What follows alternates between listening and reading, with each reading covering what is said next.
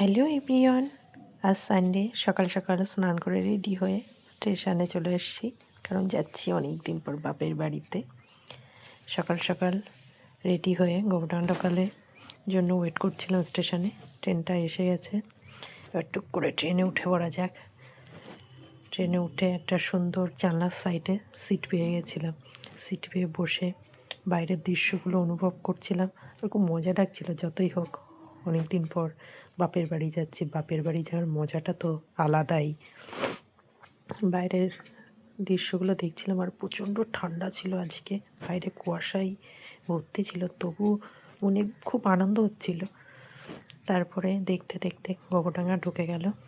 গোবরডাঙ্গাতে নেমেই, যেহেতু গোবরডাঙ্গা থেকে আমাদের বাড়িটা বেশ কিছুটা দূরে, তাই স্টেশনে নেমে বাসের জন্য ওয়েট করে বাসে উঠে আবার এখানেও জানলার ধারে একটা সিট পেয়ে গেছি।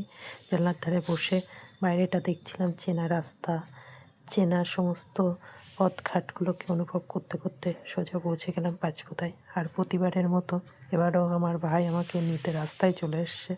ও তার সাথে ছিল তার একটা বন্ধু। দুজনে মিলে বাড়ি ঢুকে গেলাম। আর বাড়িতে ওয়েলকাম করার জন্য আমার লিদু মাম্মাম তো আছেই। লিদু মাম্মাম আমাকে ওয়েলকাম করে ঘরে নিয়ে গেল।